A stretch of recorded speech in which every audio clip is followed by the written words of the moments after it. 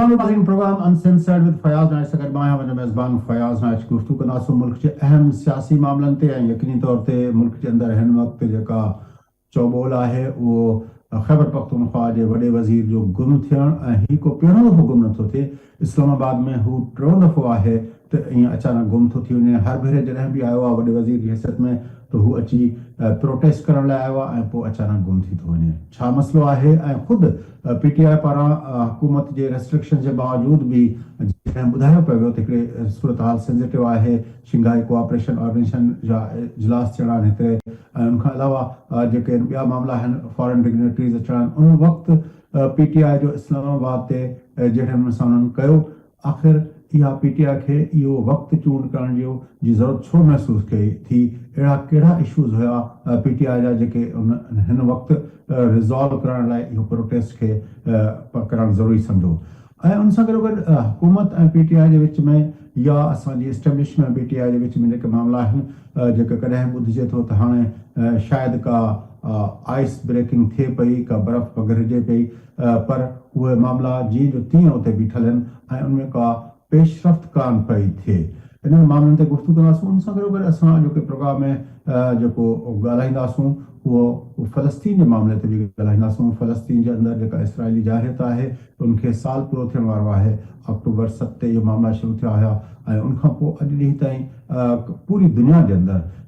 نہ صرف کراچی کے اندر جو پروٹیسٹ ریلی تھی جو جماعت اسلامی کے سر تھی جن میں پاکستان پیپلز پارٹی سمیت بین کترنی جماعتن شرکت کئی پر ان سے گڈو گڈ جو اہم گال تھی وہ یہ تھی تو لنڈن پیرس نیو یارک سمیت دنیا کے ویسٹرن ورلڈ کے وڈن شہرن میں بھی تمام وڈا وڈا پروٹیسٹ تھیا ان سے گڈو گڈ جو پروگرام میں اساں جو ہے گفتگو کناسوں تو جو ملک کے اندر جو دہشت گردی ہے ان دہشت گردی کے حوالے سے جو وزیرستان کے اندر جو سانحو پیش آیا ہے انا تائیں پاکستان کے سیکورٹی ادارن کے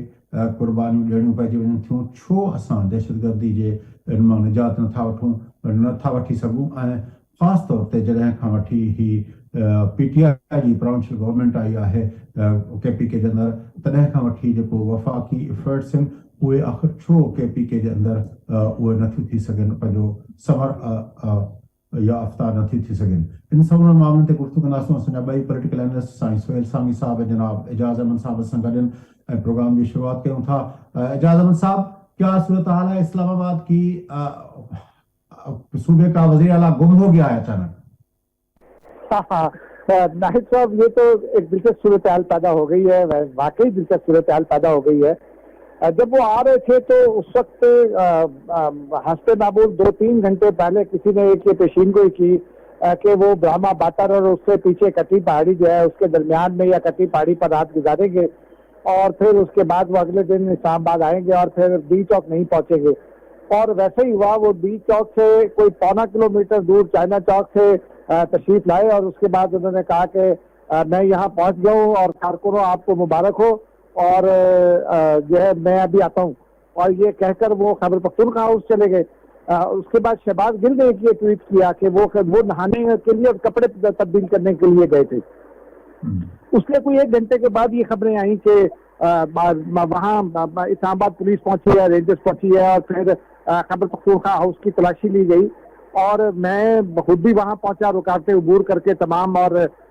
جو لوگ جانتے ہیں اس ایریا کو ان کو پتا ہے کہ گلشن جناح اور میجر کے درمیان ایک گلی ہے باریک سی اس گلی پر ہم نے اپنی ڈی ایس سی لگائی اور پیدل میں کراس کر کے خیبر پختونخوا ہاؤس پہنچا اور پھر ہم نے لوگوں سے پوچھا تو کسی نے مجھے یہ بتایا وہاں کہ وہ آئے تھے لیکن 35-40 منٹ کے بعد وہ چینج کر کے چلے گئے تھے اب وہ کل سے اچھا پھر بعد میں یہ خبر آئی کہ وہ اندر ہی ہیں اب یہ دونوں متضاد اطلاعات چل رہی تھیں اور اس کے بعد پھر اچانک شام میں بیرسٹر سیف کا یہ بیان آیا کہ وہ ان سے رابطہ نہیں ہو رہا اور وہ شاید حراست میں ہیں عمر ایوب نے دعویٰ کر دیا کہ گرفتار ہیں ان کے بھائی فیصل امین نے گرفتاری کا دعویٰ کر دیا آج مجھے خیبر پختونخوا ہاؤس سے کچھ تصویریں ملی پہلے اس کے بعد ان کے ریئر گیٹ کی فوٹیج ملی ہے جس میں علی امین گنڈا پور ظاہر سی بات ہے وہ فوٹیج کو تو آپ کو فورینسک کرنا پڑے گی لیکن لگتا ہے کہ وہ علی امین گنڈا پور ہیں کچھ لوگوں کا دعویٰ ہے کہ وہ کوئی اور صاحب ہیں لیکن مجھے یہ لگتا ہے کہ وہ علی امین گنڈا پور ہیں लेकिन अब वो जो अपना बाद में पता चलेगा दावा किया है हकीकत क्या है। PTI की तरफ से कि वो अपना सूबाई वजीर पख्तून यार खान है। जी, किसी ने ये दावा किया है कि सूबाई वजीर पख्तून यार खान है, लेकिन मैं आपको एक बात बताऊं, आप हम सब पाकिस्तानी कल्चर को जानते हैं। मैं वो जो फुटेज है मैंने उसको जरा दूसरे एंगल से देखा है। अगर कोई सूबाई वजीर जा रहा होता है तो उसको वो अहमियत नहीं मिलती इस्लामाबाद में, चाहे वो बलूचिस्तान हाउस में हो, सिंध हाउस में हो या खैबर पख्तूनख्वा हाउस में हो। चीफ मिनिस्टर के लेवल के लोगों को या उससे बड़े लेवल के लोगों को जिस तरह लोग अचानक उनके सामने पहुंचकर उनसे सलाम लेकर उनको अपने चेहरा दिखाने की कोशिश करते हैं, उस फुटेज में वो बहुत वाजे है। अब पख्तून यार खान जो है वो तो कहीं किसी को मतलूब भी नहीं थे, तो उनको रेयर गेट से जाने की क्या जरूरत थी। जो बुनियादी सवाल है ना वो यही है कि पख्तून यार खान जो है वो किसी को मतलूब नहीं थे, उनके खिलाफ कोई मुकदमा नहीं था, वो खैबर पख्तूनख्वा हाउस में रह सकते थे। अच्छा, फिर अगर उनको निकाला इस तरह से मैनेज करके निकाला फर्ज करें तो वो तो पीटीआई ने निकाला होगा ना, क्योंकि वो पीटीआई के डायहार्ड ने और जो जराए हैं खैबर पख्तूनख्वा हाउस के, उनसे भी आज भी मेरी बात हुई तो वो यही कहते हैं कि वो अली अमीन गंडापुर से और 35 से 40 मिनट का उन्होंने वो रुके। गुज़िश्ता रोज मुझे मेरे अपने 2-3 दोस्त हैं वहाँ खैबर पख्तूनख्वा हाउस में, उनसे बात हुई थी तो उनका भी यही कहना था कि, और वो उनसे फिजिकल मुलाकात हुई थी, 2-3 और जर्नलिस्ट दोस्त भी वहाँ मौजूद थे। उनसे मैंने जब पूछा था तो उन्होंने कहा कि आए थे लेकिन कुछ देर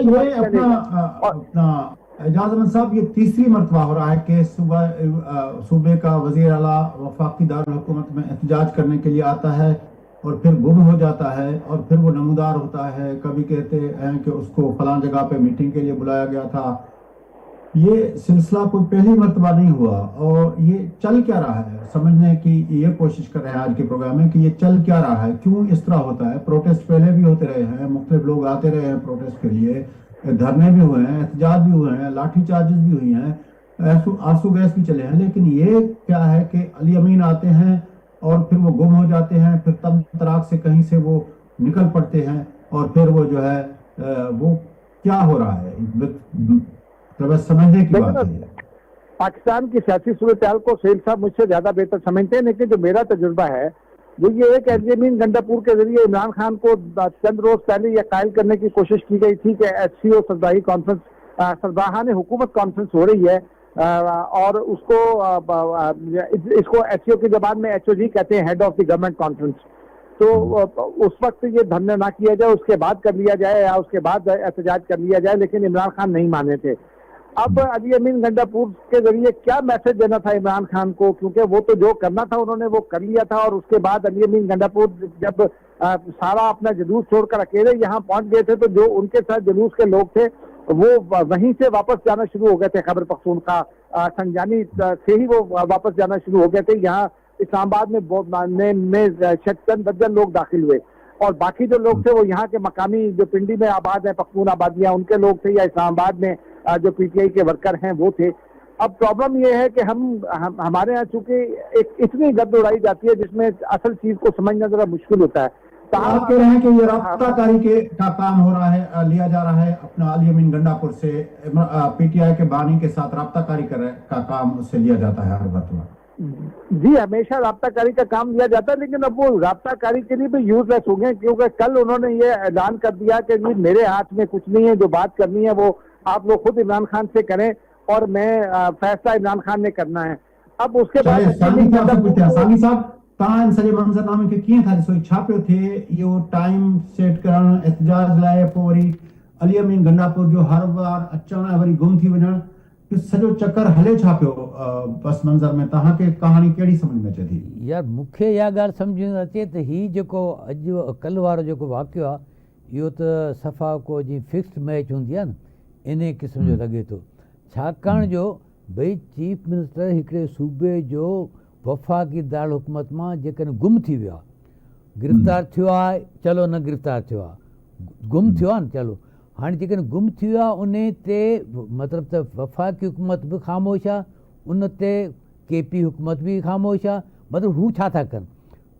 कंहिं बि मुल्क सूबे जे वॾे वज़ीर जो गुम थियणु को मज़ाक जी ॻाल्हि न आहे, को मश्करी त न आहे न। त उन हवाले सां बिल्कुलु हुनजा जेके बि बयान आहिनि, मिसाल जे तौर ते जेकॾहिं वज़ीर दाख़िला जो बयानु ॾिसूं था उहो बि ॾाढो इत्मीनान सां थो ॻाल्हाए, ऐं जेकॾहिं PTI जो या KP गवर्नमेंट जा जेके माण्हू ॻाल्हाइनि त उहे बि ॾाढे इत्मीनान सां ॻाल्हाइनि, त इहो त उन में लॻे ई कोन थो। जेकॾहिं वाक़ई गिरफ़्तार थींदो आहे पोइ हिकिड़ी बिल्कुलु ॿी माना हूंदी आहे, जेकॾहिं वाक़ई गुम थींदो आहे पोइ बिल्कुलु हिकिड़ी ॿी माना हूंदी आहे। इहो मुंहिंजे ख़्याल में जेके वास्तेदार हुजनि उन्हनि सभिनी खे ख़बर आहे त हीउ किथे आहे। बाक़ी इहो हिन जो जेको कल्ह वारो जेको वाक़ियो इहो त सॼो इन क़िस्म जो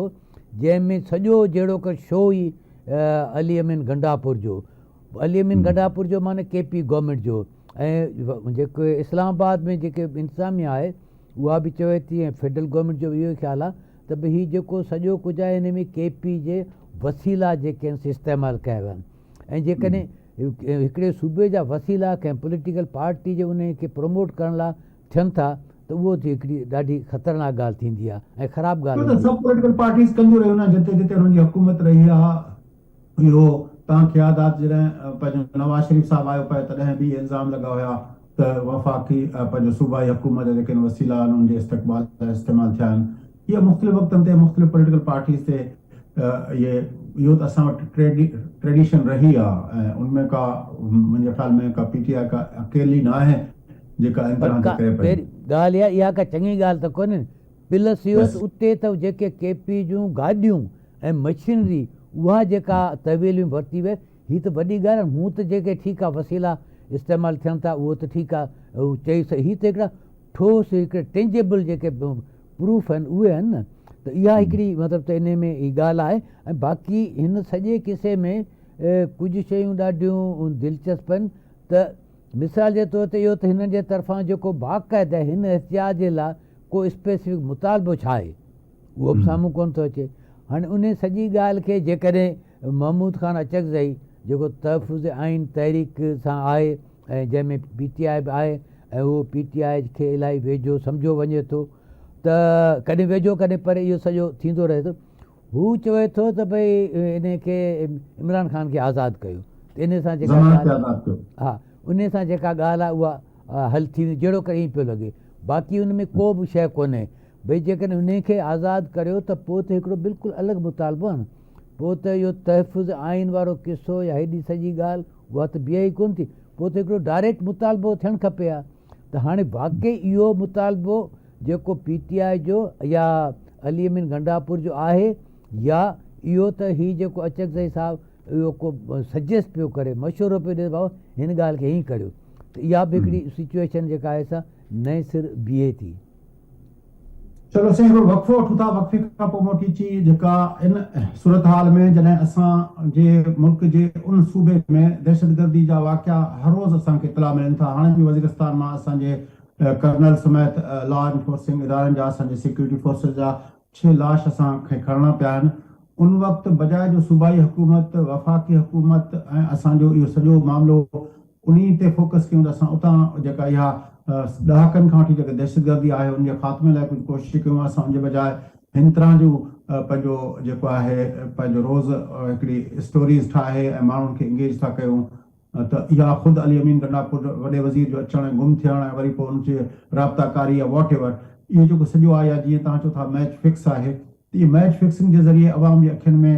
पंहिंजो धूड़ विझणु ऐं मिटी विझण जे बजाए असां दहशतगर्दी ते फोकस छो नथा कयूं ऐं रोज़ असांखे जवाननि जूं लाशूं खणियूं पइजी वञनि थियूं, ऑफिसर जूं लाशूं खणियूं पइजी वञनि। वक़फ़े खां पोइ मोटी अची दहशतगर्दी जी सूरत हाल ते गुफ़्तगू कंदासीं सां गॾु।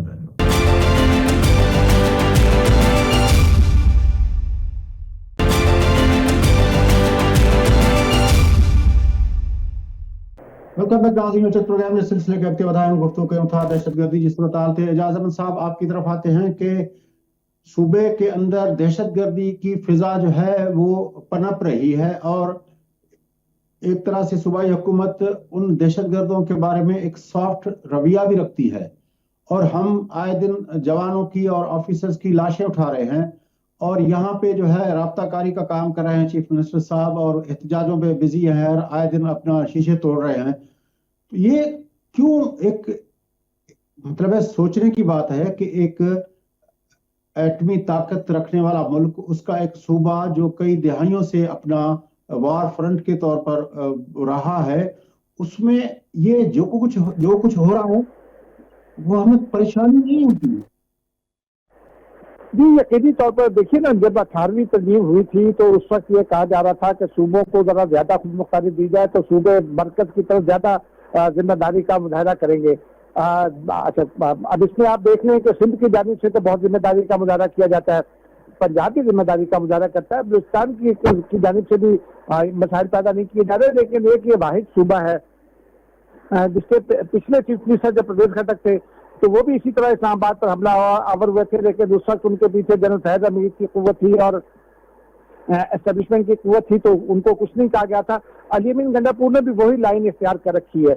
एक बात तो ये है, दूसरा ये कि वो अपने आप को इस सूबे के साथ साथ मरकज के लिए भी मजबूरी समझते हैं और एस्टेब्लिशमेंट के लिए भी मजबूरी समझते हैं। आप इसी मामले को देख लें, वो जब भी निकले हैं तो पूरे लाओ लश्कर के साथ निकलते हैं, लेकिन इस बार वो पेशावर से वो जितना क्रेने हैं मलबा हटाने वाली वो तमाम की तमाम लेकर निकल आए, एम्बुलेंसेज लेकर निकल आए, अर्थ मूविंग मशीनरी के जो दीगर आइटम्स हैं वो भी लेकर निकल आए। खुदा न खास्ता अगर पेशावर में कल कुछ हो जाता बड़ा तो रेस्क्यू का तो अब ना वहाँ हमला था और ना वहाँ मशीनरी थी, और वो मशीनरी अब जैसे अभी सुहेल साहब भी कह रहे थे कि ये एक बड़ी एविडेंस के तौर पर आज खबर आई है कि इस अटक पुलिस ने, हसन अब्दाल पुलिस ने, रावलपिंडी पुलिस ने, इस्लामाबाद पुलिस ने वो मशीनरी कब्जे में ले ली है। वो इस्लामाबाद पर अटैक के लिए इस्तेमाल हो रही थी।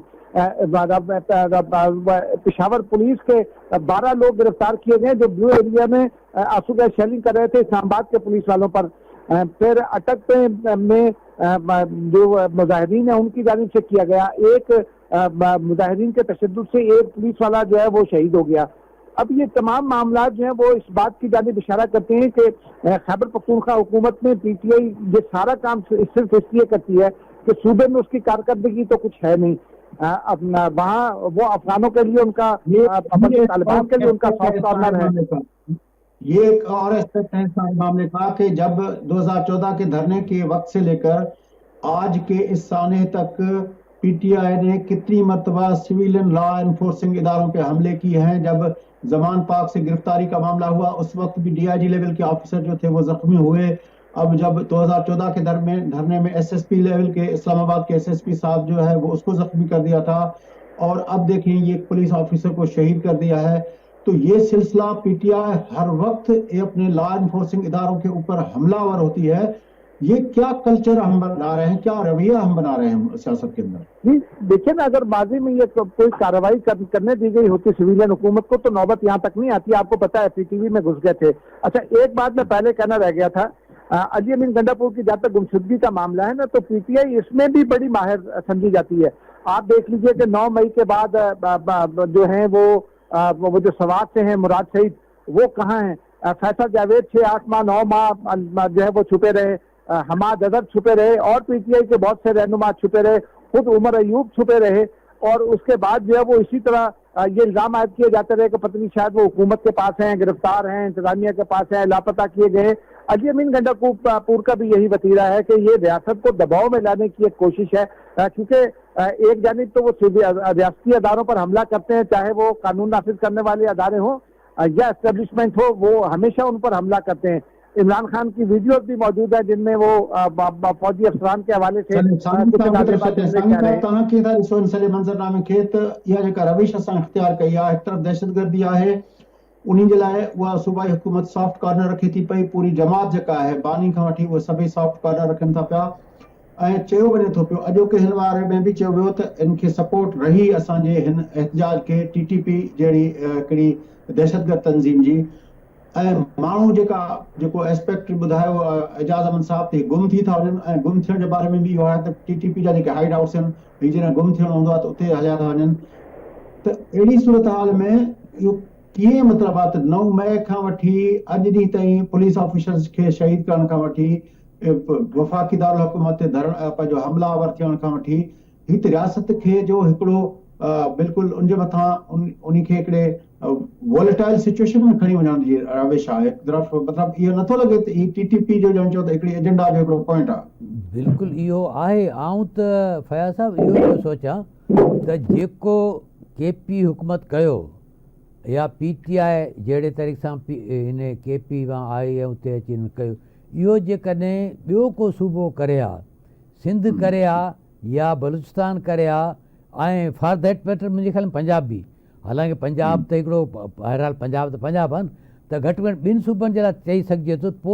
पोइ छा थिए हा। ऐं पोइ जेके ही एहतिजाज करण वारा या जेके चवनि था गुम थी था वञनि, जेकॾहिं इन्हनि मां हिते जो को माण्हू जेकॾहिं हिते अची उन्हनि जो को अॻुवाण हिते अची ईअं करे हा पोइ ईअं थी वञे हा, त पोइ 2 मिंटनि लाइ सोचे त पोइ छा हुजे हा, सूरत हाल छा हुजे हा। त बिल्कुलु हिकिड़ो इहा ॻाल्हि सोचणी पवंदी त हीअ जेके KP जा PTI अॻुवाण अची हिते एहतिजाज कनि था, गुम थियनि था, वरी अचनि था, वरी वञनि था। ॿिए पासे दहशतगर्दी जो सॼो इहो मामिलो आहे, माने हू पंहिंजूं जेके ज़िमेदारियूं आहिनि उहे सॼो ॾिसण जे बदिरां हिन खे हिकिड़ो पॉलिटिकल जेको आहे जेका शइ आहे उन खे अॻिते वधाइण लाइ अचनि पिया। ऐं बाक़ी सूबे जूं जेके ॿियूं ज़िमेदारियूं तरक़ियाती कमनि लॉ एंड ऑर्डर आहे उहे कोन था खणनि। हाणे उते लॉ एंड ऑर्डर जी इहा सिचुएशन आहे जो हर महीने 15 ॾींहंनि ते असांखे पतो पए थो त वज़ीरिस्तान ॿिए कंहिं इलाइक़े में जेके आहिनि से लॉ एंड फोर्सिस जा जेके माण्हू आहिनि उहे शहीद थी था वञनि, ऐं उनखां पोइ जेको आहे सो इहे सॼो सिलसिलो हले थो। न सिर्फ़ु इहो साईं, PTI पाण चवे थी पई, हुनजा अॻुवान चवनि पिया त असांखे भत्ता ॾियणा पइजी वञनि था पंहिंजनि इलाइक़नि में रहण लाइ, उहे दहशतगर्दनि खे भत्ता ॾियनि था तॾहिं पंहिंजे इलाइक़नि में वञी सघनि था, अदरवाइज़ वञी नथा सघनि। मतिलबु ख़ुदि इहो PTI पाण चवे पई। पोइ त अञा वधीक ज़िमेदारी थिए थी जेकॾहिं पाण भतो भरीनि था, त उन जो मतिलबु इहो थियो त जेकॾहिं जेके हुकूमत में वेठल माण्हू आहिनि उहे बि भत्ता था भरीनि, त पोइ त माने ॿियनि माण्हुनि जी हालत छा हूंदी। त इन में ख़ुदि जेको सूबाई हुकूमत जो रोल आहे त हू कहिड़े तरीक़े सां वफ़ाक़ी हुकूमत सां गॾिजी करे इन सॼे मामले खे ख़तमु करे, जंहिंमां अहिड़ा वॾा बासर माण्हू बि नथा बची सघनि, त पोइ आम माण्हू जी अञा वधीक ख़राबु सूरत हलंदी। हिकिड़ी ॻाल्हि, ॿी ॻाल्हि इहा त उते ख़ुदि जेके इहे इंतिहा पसंदि ऐं तालिबान वारियूं जेके धुरियूं उते मौजूदु आहिनि, उन बारे में मुख़्तलिफ़ शहरनि मां जेके इतला मिलनि था, त उते त अञा वधीक जेको आहे पूरो जंहिंखे चइजनि त असांजे मुल्क जे अंदरि हिकिड़ी ॿी तालिबानाइज़ेशन उन तरफ़ मामिलो वञे पियो, उन जी इन्हनि खे परवाह कोन्हे। बल्कि ईअं थो लॻे जहिड़ो कर हीअ पाण उन खे हवा ॾियणु चाहींदा हुजनि, उन खे हथी ॾियणु चाहींदा हुजनि, उन में पंहिंजो जेको आहे बेनिफिट सम्झनि था। माज़ी में बि इहो थियो त इन्हनि अची कहिड़े तरीक़े सां गुज़िरियल प्रोग्राम में पाण ॻाल्हायोसीं पए त उतां खां अची जेके अफ़गानिस्तान जा माण्हू हिते इन्हनि रहिया हुया KP जे इलाइक़नि में, ऐं उहे पोइ कहिड़े तरीक़े सां पाकिस्तान सां इहे सभु मामला थींदा रहिया, ऐं पोइ अफ़गानिस्तान जी जेका जाग्राफ़ी सरहदूं आहिनि उहे कीअं पाकिस्तान जे ख़िलाफ़ु इस्तेमालु थियूं। ऐं इन मामले ते जेको आहे सो पाकिस्तान उते गॾियल क़ौमनि में बि हिकिड़ो सलामती काउंसिल में बि हिकिड़ो रेज़ोल्यूशन ॾिनो, उहो बि सॼो मामिलो अञा 2-3 महीना अॻु जी ॻाल्हि आहे, त उहो बि सॼो मतिलबु त रहिजी वियो। हाणे उहो सभु एजेंडा रहिजी वियो, हीअ बि सॼो रहिजी वियो, ऐं नेशनल एक्शन प्लान बि रहिजी वियो। माने त हाणे इहे सभु पासा रहनि, ऐं जेको पॉलिटिकल पासो आहे उहो पासो मतिलबु त एजेंडा ते अॻियां अची वञे, मीडिया ते अॻियां अची वञे, मीडिया कैप्चरिंग थिए। हाणे ॿियो हिकिड़ो एस्पेक्ट ॻाल्हायूं था पिया हिन सॼे ॿाहिरि निकिरी करे, आलमी सतह ते मुज़ाहिरा थिया आहिनि। लंडन जे अंदरि वॾो मुज़ाहिरो थियो आहे, न्यूयॉर्क जे अंदरि, पेरिस जे अंदरि, पंहिंजे कराची जे अंदरि जेको जमात इस्लामी जे क्वेश्चन सां पीपुल्स पार्टी ऐं सभिनी पार्टियुनि गॾिजी जेको मुज़ाहिरो कयो आहे। फ़लस्तीन वारे इन जेका आहे मामले खे 1 साल पूरो थियण ते आहे। अक्टूबर 7 खां इहा वार शुरू थी जॾहिं हमास हमला कया, ऐं उनखां पोइ हाणे उहा सूरत हाल 1 साल थी वियो आहे। असांखे उते अमन थींदे नज़र नथो अचे, बल्कि उहा जेका इसराइली जाहिरियत आहे उहा पंहिंजो एक्सपेंड थींदी पई वञे। उहा गज़ा खां उहा पंहिंजो लबनान तरफ़ आई, ख़ुदि ईरान जे अंदरि जेको आहे इस्माइल हानिया जी जेका क़तल थियो, ऐं उनखां पोइ हिज़बुल्लाह जे सरबराह जो जेको क़तल थियो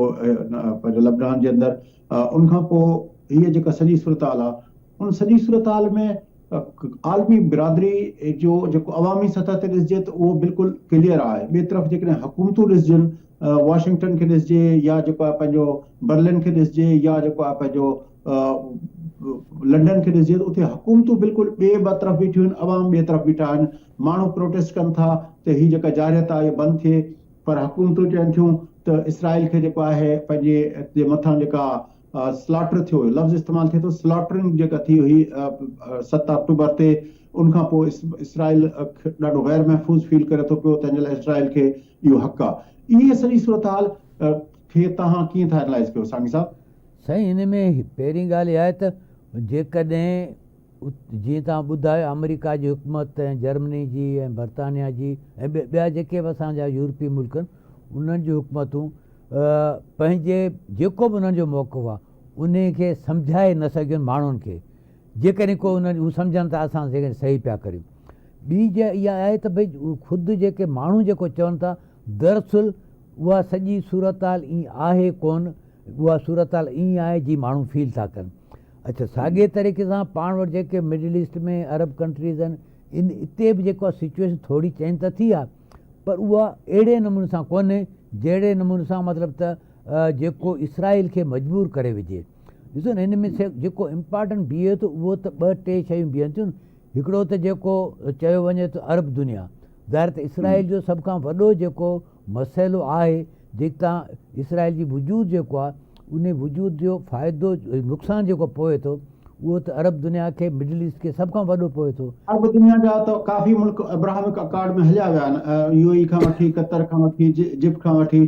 काफ़ी मुल्क हलिया विया आहिनि, उन सां इतिहाद में आहिनि, जे सफ़ारती तालुकात में हलिया विया आहिनि। उहा जेका सूरत हाल अरब दुनिया जी आहे, सवाइ सऊदी अरब हाणे बीठल आहे, जेको बि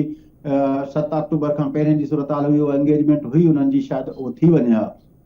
हा त उहो त आहे, पर आउं इहो पियो चवां त उन जे करे त इसराइल खे वधीक शइ थी मिले न, त भई हीउ जेको मिडिल ईस्ट वारो जेको प्रोग्राम जो वक़्तु चवनि था पूरो थियो आहे, असांजे प्रोड्यूसर साहब जो इहो आहे त प्रोग्राम जो वक़्तु पूरो थिए थो। एजाज अहमद साहब, हम चाहते थे कि आपसे भी इस पे कमेंट लेंगे, लेकिन आने वाले दिनों में ज़ाहिर है ये मसला लंबा है, तो आपसे आने वाले प्रोग्रामों में इस पे बात करेंगे। नाज़रीन, प्रोग्राम जो वक़्तु पूरो थिए थो। पंहिंजो मेज़बान फयाज़ नाच असांजे ॿिन्ही पॉलिटिकल एनालिस्ट खे ॾींदा इजाज़त। सदाईं गॾु।